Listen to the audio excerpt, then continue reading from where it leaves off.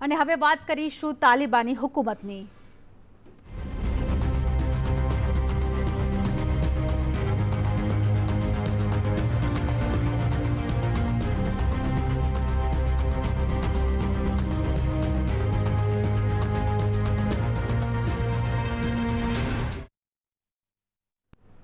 તાલિબાનીઓ છેલ્લા કેટલાય દિવસોથી અફઘાનિસ્તાનમાં આતંક મચાવી રહ્યા છે અને રવિવારે તો કાબુલમાં રાષ્ટ્રપતિ ભવન પર તાલિબાનીઓએ કબજો કરી લીધો। તાલિબાની ઝંડો તેમણે લહેરાવી દીધો છે। સત્તા પલટાની સત્તાવાર જાહેરાત બાકી છે, પરંતુ તાલિબાની શાસન આવવાના ભય સાથે જ અહીં અફરાતફરીનો માહોલ સર્જાઈ ગયો છે। અફઘાનિસ્તાન પર હવે તાલિબાની શાસન જોવા મળશે। તાલિબાનીઓના રાષ્ટ્રપતિ ભવન પર કબજા બાદ અફઘાનિસ્તાનના રાષ્ટ્રપતિ અશરફ ગનીએ અફઘાનિસ્તાન છોડી દીધું। સત્તા પરિવર્તન બાદ તાલિબાન તરફથી મૌલાના અબ્દુલ ગની અહીંના નવા રાષ્ટ્રપતિ બની શકે છે। અફઘાનિસ્તાનનું નામ બદલીને ઇસ્લામિક અમીરાત ઓફ અફઘાનિસ્તાન રામ રાખવામાં આવી શકે છે। સત્તાની ઔપચારિક જાહેરાત પહેલા જ તાલિબાનીઓની તાનાશાહી જોવા મળી રહી છે। અફઘાનિસ્તાનમાં શરિયા કાયદો લાગુ થશે તેવી જાહેરાત પણ કરી દેવાઈ છે। લોકોને દેશ ન છોડવા ચેતવણી અપાઈ છે। તો આ તરફ તાલિબાનીઓના હુકમી શાસનમાં ન રહેવા માંગતા લોકો દેશ છોડીને ભાગી રહ્યા છે। કાબુલ એરપોર્ટ પર બસ સ્ટેન્ડ જેવા દ્રશ્યો સર્જાયા છે। લોકો ફ્લાઇટમાં બેસવા માટે પડાપડી કરતા જોવા મળ્યા। વધતી ભીડને કાબૂમાં લેવા માટે અમેરિકી સેના દ્વારા ફાયરિંગ કરવામાં આવ્યું। અફઘાનિસ્તાનમાં હામિદ કરઝઈ ઇન્ટરનેશનલ એરપોર્ટ પર કમર્શિયલ ફ્લાઇટ્સને સસ્પેન્ડ કરવામાં આવી। સાથે એરપોર્ટ પર ભીડ ભેગી ન થવા અપીલ કરાઈ છે। અરાજકતા અને ભયના માહોલ વચ્ચે લોકો બેંક અને એમ્બેસીની બહાર લાઈનો લગાવી રહ્યા છે। લોકો એ હદે ડરી ગયા છે કે વહેલામાં વહેલી તકે દેશ છોડી દેવા માંગે છે। તાલિબાને અફઘાનિસ્તાનનો કબજો મેળવતા જ સૌથી પહેલા સરકારી કર્મચારીઓને ચેતવ્યા છે। 20 વર્ષ પહેલા તાલિબાની શાસનમાં જે રીતે કામગીરી ચાલતી હતી તે જ રીતે કામ ચાલશે। ભ્રષ્ટાચાર અને કામચોરી નહીં ચલાવી લેવામાં આવે। બ્યુરો રિપોર્ટ, સંદેશ ન્યૂઝ। તો તાલિબાને સંપૂર્ણ અફઘાનિસ્તાન પર કબજો મેળવી લીધો છે। આ વિશે આપણે ચર્ચા કરીશું। ચર્ચા કરવા માટે આપણી સાથે ઉપસ્થિત છે કેપ્ટન જયદેવભાઈ જોશી કે જેઓ ડિફેન્સ એક્સપર્ટ છે। આ સિવાય આપણી સાથે ઉપસ્થિત છે કમાર આગા સર, જેઓ વિદેશી બાબતોના જાણકાર છે અને બરોડાથી અમારા સંવાદદાતા કૃણાલ પર અમારી સાથે જોડાઈ ચૂક્યા છે અને તેમની સાથે છે અફगानिस्तान કેટલાક छात्राओं। जी सर, कमार आगा सर का मैं स्वागत करती हूँ। सर, आपका स्वागत है संदेश न्यूज़ में। जयदेव भाई, आपનું પણ स्वागत करूँ छूँ। सबसे पहला सवाल ये है सर आपके लिए कि अफगानिस्तान में ये तालिबान की सरकार आ रही है, वो आशंका तो कब से पैदा की जा रही थी, क्योंकि अमेरिका ने अपने सैन्य पीछे हटा लिए थे, पर इतना जल्दी ये तालिबान संपूर्ण ये पूरे अफगानिस्तान में अपना कब्जा कर लेंगे, वो ये उम्मीद किसी को नहीं थी सर।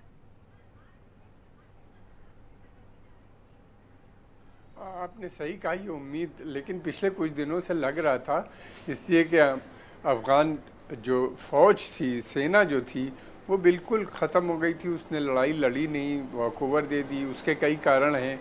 उनके पास वेपन नहीं था, उनके पास असलहे की कमी थी, उनके पास म्यूनिशन नहीं था, उनके पास खाने तक को नहीं था, उनको सैलरी भी नहीं मिली थी कई महीने से बहुत सी जगहों पे। कोई लीडरशिप नहीं थी, पॉलिटिकल लीडरशिप भी फेल हो गई और मिलिट्री लीडरशिप नज़र ही नहीं आई कहीं। और उनके पास वो फिर बाद में सरेंडर उन्हीं ने कर दिया, जिसे कहना चाहिए वॉकओवर हो गया। और तालिबान को पूरी support, minute to minute support Pakistan से मिल रही थी। वो लगातार आगे बढ़ते चले गए और उनको गनी साहब जो वहाँ के राष्ट्रपति थे, उन्हीं ने भी कोई ख़ास लीडरशिप का दिखाई नहीं दी, उनकी भी लीडरशिप, और बाद में वो मुल्क ही छोड़ के भाग गए। तो इन सब हालात में यही कारण थे जिसकी वजह से तालिबान आए। दूसरी बात ये कि अमेरिका ने भी बिल्कुल ऐसा लगता है कि जैसे तालिबान के हवाले पाकिस्तान कर दिया, हवाले अफ़गानिस्तान कर दिया पाकिस्तान, और तालिबान के लिए अमेरिकन्स भी इस सरकार से, जो वहाँ की इलेक्टेड गवर्नमेंट थी, बहुत ज़्यादा खुश नहीं थे, क्योंकि ये भी गवर्नमेंट उनके जो इंटरेस्ट थे, उनके जो हित में काम नहीं कर पा रही थी। और लगातार अमेरिकी सोल्जरों की हत्याएं भी हुई, 4000 के करीब मारे गए। फिर उसके अलावा अमेरिकन प्राइवेट सोल्जर जो होते हैं सिक्योरिटी वाले, वो भी बहुत से मरे, और उसके अलावा कुछ सिविलियन अमेरिकन भी मरे। और ट्रम्प के वक़्त से ये तय हो गया था कि धीरे धीरे ये अपनी फ़ौज को विड्रॉ करेंगे। बातचीत जितनी अमेरिका ने की तालिबान के साथ, उसमें सारे तालिबान की बात मानते चले गए, यहाँ तक के 5000 तालिबानियों को छुड़वा दिया। फिर उसके अलावा उन्हीं ने सीज़ फायर नहीं माने तालिबान, उसके ऊपर भी बातचीत करते रहे। इस तरह से देखा जाए तो एक एक स्टेप पे जो फ़ायदा हुआ है बातचीत का अमेरिका से और तालिबान के बीच में, वो केवल तालिबान को फ़ायदा हुआ है, अफ़गान गवर्नमेंट को कोई फ़ायदा नहीं हुआ, वो कमज़ोर होती चली गई। और फिर जिस तरीके से उन्होंने विड्रॉवल किया बग़ैर बताए हुए, तो वो तो उससे तो बिल्कुल ही गवर्नमेंट कोलैप्स कर गई हिसाब से। तो ये सारे कारण थे जिनकी वजह से न लड़ पाए न कुछ हो पाया, और वहाँ पे अब तालिबान आ गए हैं। मगर मेरा मानना ये है कि तालिबान ने बहुत बड़े एरिए पे कब्ज़ा किया है और वहाँ पे उसको लोकल सपोर्ट नहीं है बिल्कुल, तो बहुत दिन तक वो कंट्रोल अफ़गानिस्तान को वो नहीं कर पाएंगे। इसलिए कि लोकल सपोर्ट का होना बहुत ज़रूरी है। आतंक के माध्यम से कब तक कर पाएंगे, बस यही देखना है। जी જયદેવભાઈ, હું આપને પ્રશ્ન પૂછવા માંગીશ, જેવી રીતે અમેરિકાએ હાથ ઉપર કરી લીધા, જો બાઇડને કહી દીધું છે કે અમે જે અફઘાન આર્મી છે તેમની પાછળ અત્યાર સુધી છેલ્લા ઘણા બધા વર્ષોમાં ઘણો બધો ખર્ચો કર્યો છે અને હવે અફઘાન સરકારે જોવું જોઈએ, આવી રીતે અમેરિકાએ હાથ ઊંચા કરી લીધા, આ કેટલા અંશે યોગ્ય કહેવાય?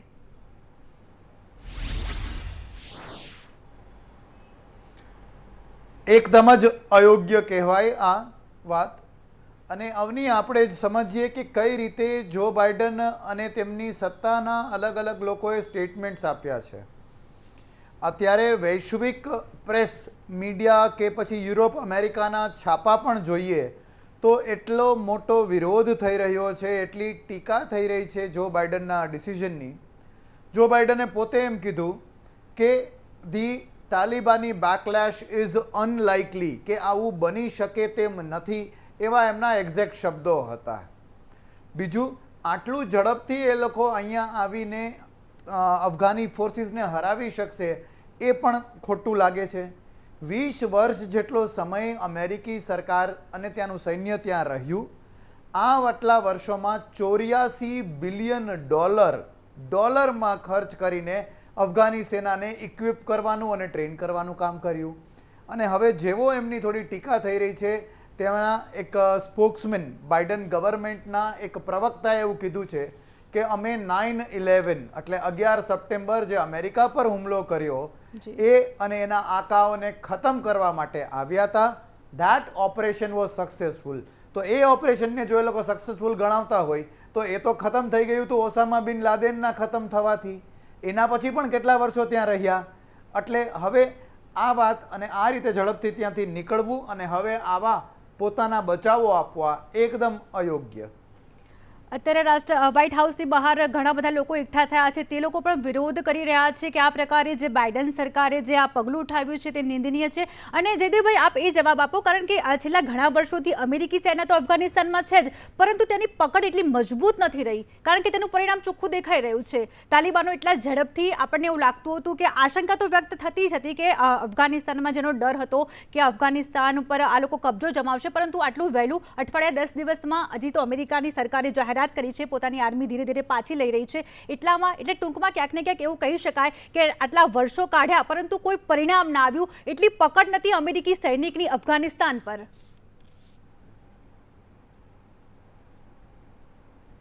જી, ડેફિનેટલી અમેરિકી સૈન્યની કોઈ પણ નક્કર પકડ નહોતી।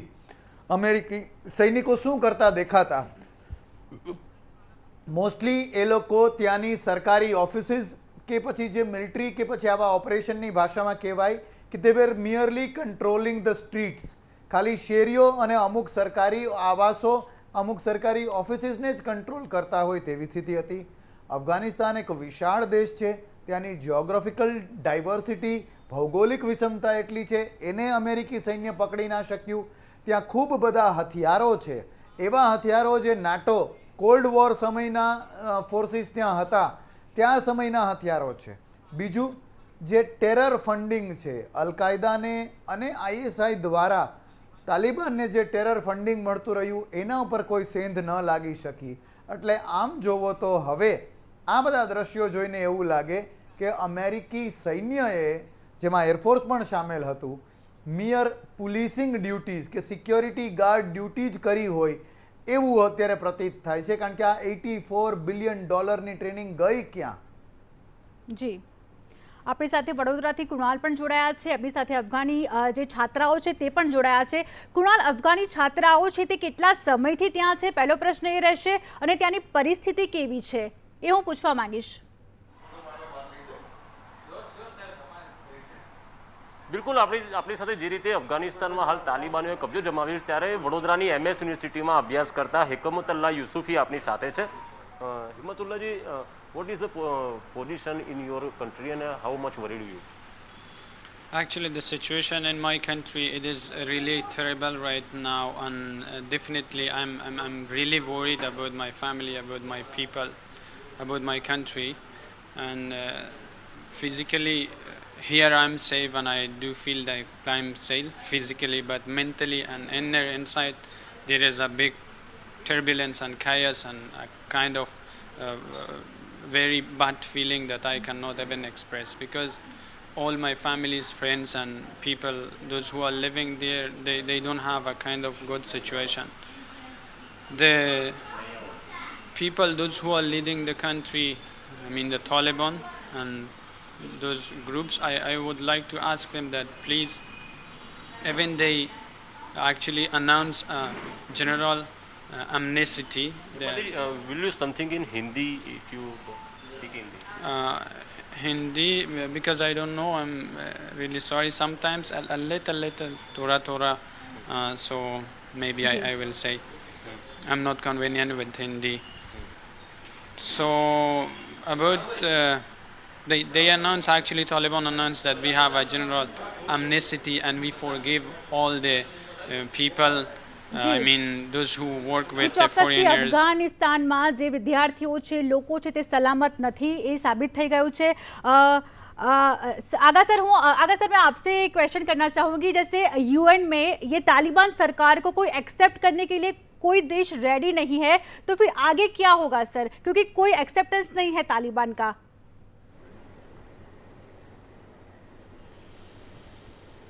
देखिए, अब ये तो आने वाला समय बताएगा. आज शाम को मीटिंग है अफ़गानिस्तान को लेकर सिक्योरिटी काउंसिल की, जिसकी जो मीटिंग को चेयर करेंगे वो हमारे फॉरेन मिनिस्टर डॉक्टर जयशंकर जी करेंगे. उसमें तय होगा कि क्या करा जाए, किस तरीके से किया. हाँ, जिस तरीके से ये आए हैं उसकी एक्सेप्टेंस नहीं. अब देखना ये है कि अमेरिका किस तरह से इनको मान्यता देता है. क्या इसको मान लेगा कि पीसफुल ट्रांसफ़र हुआ है काबुल का या नहीं माना है. ये मैं समझता हूँ कि कुछ समय लगेगा. अभी तो फ़िलहाल इनको कोई देश मान्यता देने पे तैयार नहीं है, इसलिए कि इनकी जो क्राइटेरिया है उस क्राइटेरिया में ये फिट नहीं बैठते हैं. इसलिए कि अंतर्राष्ट्रीय नियमों के हिसाब से इन्हीं ने बाई फोर्स कब्ज़ा किया है मुल्क के ऊपर, बेगुनाह लोगों को. दूसरी बात ये कि इन्हीं ने इलेक्टेड गवर्नमेंट को सत्ता से हटाया है, और ये लोग खुद स्वयं एक डेमोक्रेटिक गवर्नमेंट है, और डेमोक्रेटिक गवर्नमेंट को हटा के एक वहाँ पे एक ऐसा कट्टरपंथी निज़ाम को इस्टेब्लिश करने का जो इनका प्लान है, वो मैं नहीं समझता कि उसके इंटरनेशनल लॉ इनको परमिट करेगा कि वो वहाँ पे करें. और फिर ह्यूमन राइट का इनका पिछला वायलेशन जो थे, वो उनका रिकॉर्ड्स बहुत ख़राब है, वो भी नज़र में रखा जाएगा. अब देखना ये कि क्या सैंक्शंस लगाते हैं या नहीं. अगर सैंक्शंस लगाते हैं या क्या करते हैं, ये आने वाला समय बताएगा. हम लोग को इंतज़ार करना चाहिए शाम तक का. जी सर. તો અફઘાનિસ્તાને તાલિબાનોએ અફઘાનિસ્તાન પર કબજો કરી લીધો છે. કેવું છે ત્યાંનો માહોલ, કેવી છે પરિસ્થિતિ, એ વિશે આપણે ચર્ચા કરી રહ્યા છીએ. ચર્ચાને આગળ પણ વધારીશું, પરંતુ હાલ રોકાઈશું એક બ્રેક માટે. આપ જોતા રહો સંદેશ ન્યૂઝ.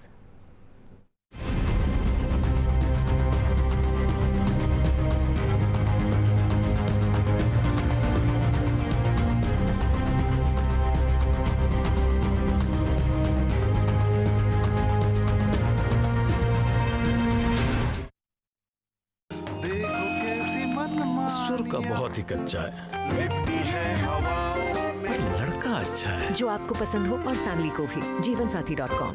બેન બાળકને રસી આપવામાં એની માતાને બહુ ડર લાગે છે. તમારે રસીથી જરા પણ ડરવાનું નથી અને કોરોના મહામારીને લીધે સોશિયલ ડિસ્ટન્સિંગની પૂરતી કાળજી પણ લેવામાં આવે છે.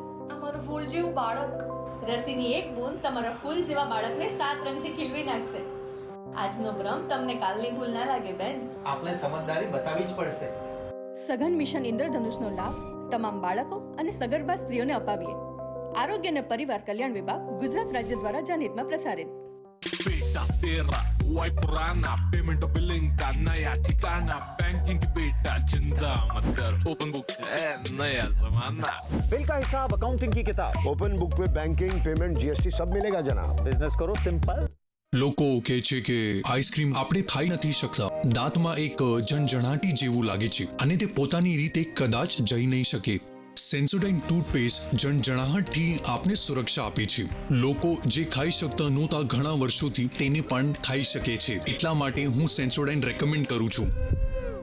एक ही आदमी है जो इराक में फंसे लोगों को बचा के लाएगा, वही आदमी मंगल पे जाएगा, वही आदमी प्रधानमंत्री की इंटरव्यू भी लेगा. मैं बहुत काम करना चाहता हूँ, तेरे शो पे बार बार आना है, मुझे बार बार आके तेरी बेइज्जती करनी है. ठीक है, थोड़ी बहुत बेइज्जती से चेक बन रहा है तो क्या जाता है.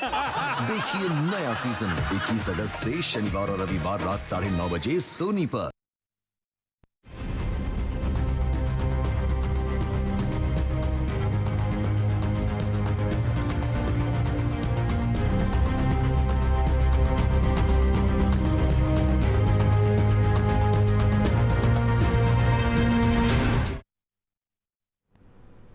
વિરામ બાદ આપનું સ્વાગત છે. આપણે ચર્ચા કરી રહ્યા છીએ તાલિબાનો વિશે, અફઘાનિસ્તાન વિશે.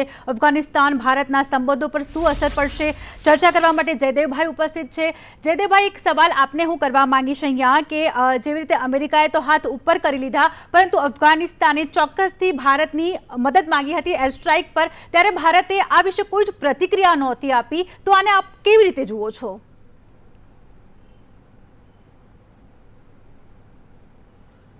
જી, કોઈ પણ દેશ માટે જે રીતે અફઘાની સરકાર રહી હતી અને અફઘાની મિલિટરી રહી હતી એની સમર્થન કરવું ખૂબ અઘરું હતું. એ મદદ એમણે ભારત પાસેથી પણ માગી હતી અને કદાચ બીજા કેટલાય દેશો પાસેથી પણ માગવામાં આવી હતી.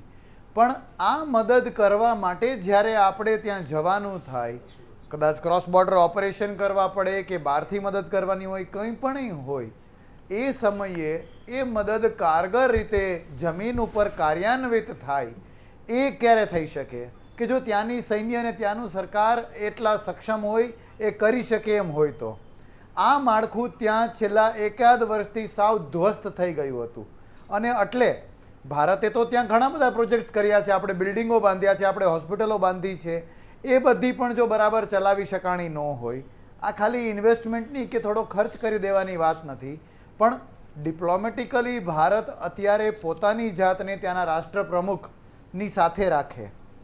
અને આજે આપ જુઓ, જો આપણે મદદ કરી હોત તો ભારતની કેવી કફોડી સ્થિતિ થઈ હોત કે અફઘાનિસ્તાનના પાટનગર કાબુલમાં એક પણ ગોળી ફોડ્યા વગર ત્યાંનો પ્રમુખ ત્યાંની પ્રજાને રઝળતી મૂકીને જતો રહે એવા પ્રમુખની પડખે આપણે ઊભા હોત અને એ પણ આ ઓપરેશનનું સક્સેસ એમના હાથમાં હોય તો ભારતની પણ કફોડી સ્થિતિ થઈ હોત.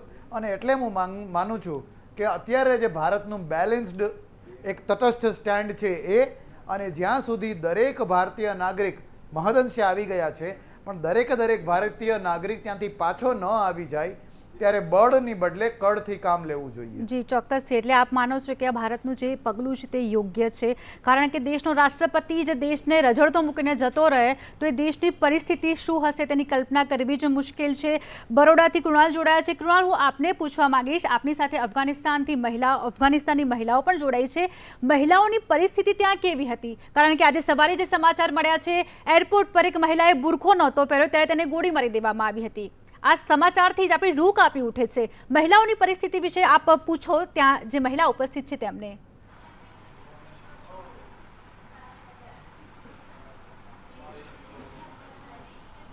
In now, what is the situation of girls and women in your country? So, girls and women are worried about their future, as the Taliban had a very strict rules and regulation regarding the women in the past, that they didn't allow the women to go out without a male family to be accompanied, and they do not allow the women to work, and they ask the women when they get out of the home they should wear burqa. So women and girls are very about their future, especially the girls who do sport in the past, who were studying. They are worrying that will we have our rights that we had till now? So can we sport? Can we go out? These things are not clear yet. But as the things shows, that Taliban are still the Taliban that were in the past. In some provinces, they right now they ask the women to not get out of the home. Even they were searching for the women who work for the government, for the punishment. So that's a big fear. Other governments should interfere and speak from the right of women and children for the education, work things. In today morning, Taliban is killed one woman for not wearing burqa. Yeah, these things happen, and Taliban has very strict rules. And they have very unjust G things. Jaydevbhai હું આપને સવાલ કરવા માંગીશ કે જે રીતે ભારત સરકારે અફઘાનિસ્તાનમાં ઘણા બધા ઇન્ફ્રાસ્ટ્રક્ચર ઊભા કર્યા છે, આપે જ જણાવ્યું, ડેમ ઊભા કર્યા છે, રસ્તા બનાવ્યા છે, સંસદ બનાવ્યા છે, કેટલું નુકસાન થશે ભારતે? આપે પણ જણાવ્યું કે ભારતે જે આ સ્ટેન્ડ લીધું છે એ યોગ્ય છે. શું આગળ પણ ભારત પોતાનું આ સ્ટેન્ડ જાળવી રાખશે?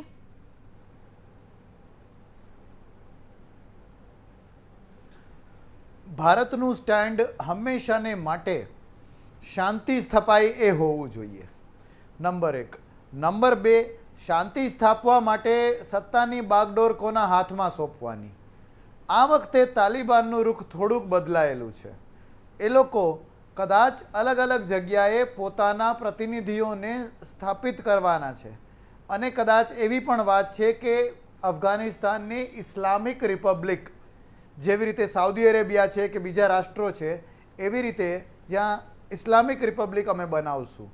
જો આ વસ્તુ બને છે પણ ત્યાં ચૂંટણીઓ નથી થતી, તો એ સારા એવા મુખોટામાં તાલિબાનનો આતંકી ચહેરો જ કહેવાય.